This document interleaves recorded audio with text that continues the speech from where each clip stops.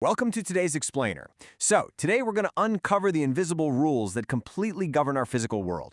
Have you ever actually stopped to wonder why things move the exact way they do, or why they stop? Literally everything you interact with, from that bicycle you ride to the very chair you're sitting on right now, is constantly obeying a strict, invisible set of laws. And today, we're bringing those laws into the light. Welcome to this Explainer. Okay, let's just dive right in, shall we? Today, we're going to unlock the invisible rules of the universe by exploring exactly how forces affect motion. Our big, overarching goal here is to demystify those abstract laws of physics that govern our everyday lives. From just walking down the street to stopping a massive speeding train, physics is literally always at play, and we're going to make it completely accessible for you. To intuitively grasp the foundational physics of force and motion, we're going to quickly walk through 5 key areas today. We'll look at what force can actually do, balanced versus unbalanced forces, friction as the opposer of motion, the stubbornness of inertia, and finally, momentum and the second law. So here's our roadmap for today. We'll start with the magic of force, compare balanced and unbalanced forces, and then tackle the resistance of friction. After that, we'll look at inertia, measure impact with momentum, and finally arrive at Newton's second law. Okay, let's jump right into area number 1. What can force do? Let's start with the absolute basics. What is a force? At its core, force is just an action. It's a push or a pull that directs the entire physical world around us. Without it, well, nothing changes. The universe would just stay exactly as it is. Okay, let's dive into this because force actually has 6 very specific jobs. First up, it moves objects from rest to motion. Think about a locked-up closet. It's never going to move on its own unless you push it, right? Second, it does the exact opposite, brings objects from motion to rest. Third and fourth, it increases or decreases speed. So if you're pedaling a bike at a constant speed and want to go faster, you got to apply more force. Fifth, force changes direction. Imagine a cricket batter perfectly deflecting a fast-moving ball to the boundary. Without the force of that bat, the ball was just going straight. And finally, number 6, changing shape. You literally can't crush a piece of paper into a ball without applying a force. Basically, force is all about creating change. Moving right along to our second topic, balanced versus unbalanced forces. Let's see what happens when these forces start fighting each other, because honestly, forces rarely act completely alone. Imagine a massive game of tug-of-war. If you've got 3 people pulling on the left and 3 pulling on the right with the exact same strength, you have what's called a balanced condition. The net force cancels out to 0. The rope doesn't move. There is absolutely 0 acceleration. The object just stays at rest or keeps moving at a constant speed.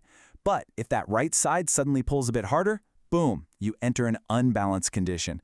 The net force is now greater than 0, and it acts toward that stronger side. Now this causes acceleration. And here's a fantastic analogy to remember this by. Force and acceleration go together like a mother-daughter duo. Wherever the mother, force, goes, the daughter, acceleration, is sure to follow. So if you have an unbalanced force, you will always have acceleration, changing the object's speed or direction. All right, on to section 3, friction, the great opposer of motion. Now, what happens when the force opposing you is entirely invisible? We need to talk about the force that is constantly working against us. I want you to just imagine for a second that you're cruising down the street on a bicycle, and suddenly, you just completely let go of the pedals. You don't hit the brakes at all, you just stop pushing. What happens? Well, obviously, eventually you slow down and stop. But wait, if we just established that an object in motion should stay in motion unless a force acts upon it, what invisible force is actually stopping your bike? The answer to that little mystery is friction. Friction is the ultimate opposer. It's an invisible force that acts between 2 surfaces in contact, and it constantly opposes the overall direction of motion. So your bicycle tires rubbing against the rough asphalt, or even just the air pushing against your body, that is friction constantly fighting your forward motion. Actually, if you were riding on a magically frictionless surface in a total vacuum, you'd never ever stop. No way! You would just keep gliding forever. Which leads us perfectly into section 4, the stubbornness of inertia. Speaking of gliding forever, let's look at this really fascinating quirk of our universe, the tendency of objects to resist any kind of change. I am absolutely sure you've experienced this. Picture this. You're standing on public transit, maybe a packed bus or a train. The driver suddenly slams on the brakes, and everyone violently lurches forward, nearly spilling their coffee everywhere. Why exactly does our body react that way? Well, it all comes down to a concept called inertia. And honestly, the absolute best way to translate inertia is just one word: stubbornness. Objects possess this natural built-in stubbornness. Think back to that bus. When the bus slams its brakes, the bus stops. And because your feet are in direct contact with the floor, your lower body stops right along with the vehicle. But your upper body? Oh, your upper body is incredibly stubborn. It was moving forward at 40 miles an hour, and it stubbornly wants to keep moving forward at 40 miles an hour. Since no direct force was applied to your upper half to stop it, it just keeps going. This everyday stubbornness is actually a foundational law of physics. It was first conceptualized by the brilliant Galileo and then later formalized by Isaac Newton. Yep, this is Newton's first law of motion. An object at rest remains at rest, and an object in motion continues to move with constant velocity unless a net force acts upon it. Basically, if a body is resting, it demands to stay resting. If it's moving, it demands to stay moving. The absolutely only way to break that stubborn habit is to force it to change through an applied, unbalanced force. And finally, Section 5, Momentum and the Second Law. Now, let's shift gears a bit and tackle the heavy hitters of physics. We know how things move, and we know why they resist change, but how do we actually measure the sheer impact of that movement? So the crucial point here is understanding momentum, which physicists usually represent with the lowercase letter p. Momentum is simply mass multiplied by velocity. I like to think of momentum as the potential to cause an impact, or, damage. A massive bullet train moving towards you carries immense momentum, simply because its mass is incredibly huge. But on the flip side, a tiny, speeding bullet shot from a gun also carries immense momentum. Why? Well, even though its mass is tiny, its velocity is just completely off the charts. Both have high momentum, which directly translates to a very heavy impact. And this brings us right to Newton's second law. Now, you might have heard the famous formula, force equals mass times acceleration, or F equals ma. But actually, scratch that, that's more of a derived shortcut. The real original definition of force given by Newton is that force is the rate of change in momentum over time. So force equals the change in momentum divided by time. And this specific mathematical relationship, it is absolutely crucial and incredibly practical for our daily safety. And this brilliantly illustrates exactly how we use this math in real life. Think about a cricket fielder catching a super fast-moving ball. If they just hold their hands out stiffly, the ball stops instantly. The time of the catch is almost zero, which means the force applied to their hands is massive, like literally enough to break bones. But by pulling their hands back as they catch the ball, they're instinctively doing quick physics. Step 2, they increase the time it takes for the ball to stop. And because time is in the denominator of our formula, step 3 happens. The resulting force dramatically decreases. Leading to step 4, they safely catch the ball and completely prevent serious injury. It's just brilliant. So, we've seen how pushing and pulling, the stubbornness of objects, and the math of momentum dictate pretty much every single movement around us. These aren't just dry textbook formulas, you guys. They are the invisible strings pulling our entire physical world together. So what invisible force will you notice the next time you're riding a bus, pedaling a bike, or throwing a ball? Keep your eyes open, because physics is quite literally everywhere. Thanks so Now, much. before we get into the heavy physics, I want you to think about this. Why does a moving bicycle eventually stop, even if you don't touch the brakes at all? It's a real-world mystery we've all experienced, right? You stop pedaling, and eventually you just kind of roll to a halt on the road. Well, we're going to solve exactly why that happens together using the concepts we're about to cover. All right, Section 1, the magic of force. Force actually has 6 really distinct jobs. It can move a resting object, like pushing a parked car. It can stop a moving object, like catching a falling glass before it shatters. It can increase or decrease speed. Think of pedaling your bike faster or just letting it slow down. It can change direction, like a batsman hitting a cricket ball right past the wicketkeeper. And finally, it can change an object's shape, like kneading dough or tearing a piece of paper. The main takeaway here, without force, absolutely no physical change happens. Moving on to Section 2, balanced versus unbalanced forces. So the really crucial point here is that balanced and unbalanced aren't like 2 completely different types of forces. They're simply conditions. In a balanced state, the net force equals 0.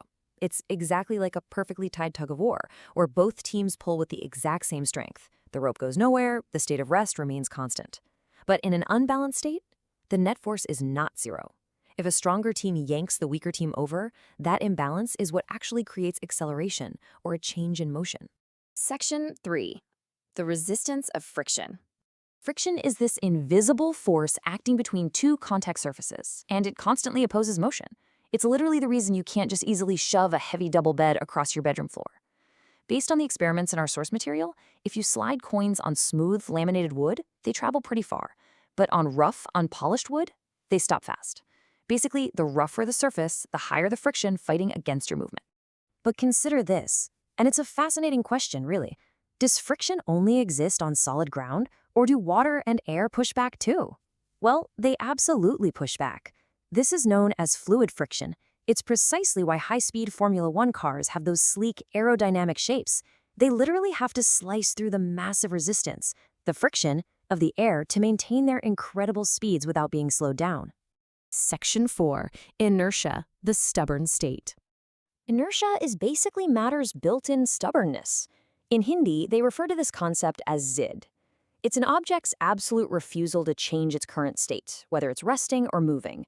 Think of it like breaking a bad habit. Waking up late requires a massive amount of effort to overcome, right? Similarly, physical objects require a strong applied force to change what they're already doing. Okay, let's look at the inertia of rest. Picture this. You're standing in a stationary bus. Suddenly, it accelerates. The floor pulls your lower body forward, but your upper body stubbornly wants to stay at rest, so you fall backward. Now consider the inertia of motion. The bus is moving fast, and the driver suddenly slams the brakes. The bus stops, your lower body stops, but your upper body stubbornly keeps moving forward at the old speed. This perfectly demonstrates why seatbelts are vital, life-saving tools against our own body's stubborn inertia. To really lock this concept in, look at this puzzle.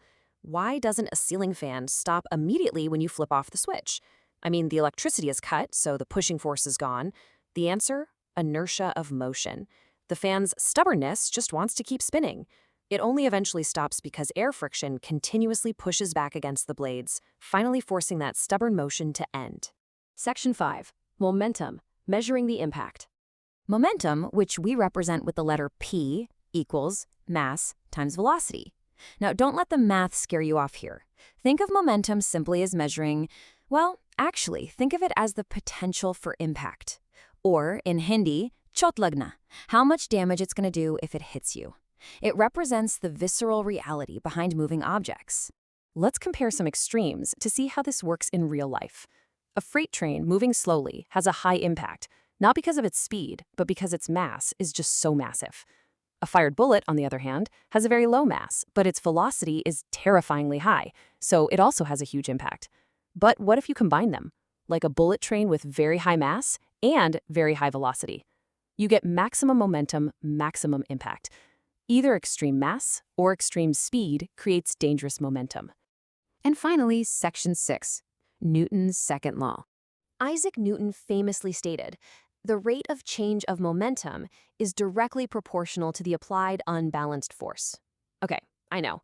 Reading that might feel like staring at a dense textbook, but stick with me here. I promise we're going to break this intimidating sentence down into simple, logical steps that will make complete sense. Let's walk through this step by step. Step 1. Force is proportional to how fast momentum changes over time. So final momentum minus initial momentum, all divided by time. Step 2. Since the mass of an object generally doesn't change, we just extract it out, giving us mass times the change in velocity over time. Step 3. From the basic rules of motion, a change in velocity over time is the exact definition of acceleration. So we substitute that in, and boom, we arrive at F equals ma. Force equals mass times acceleration. It isn't just magic, you guys. It's a completely logical conclusion derived directly from momentum and time.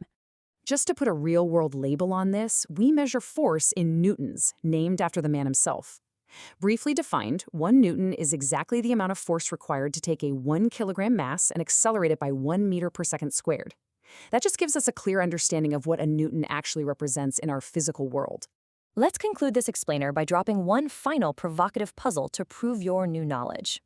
Why does a cricketer always pull their hands back when catching a fast-moving ball? Think about Newton's law and momentum.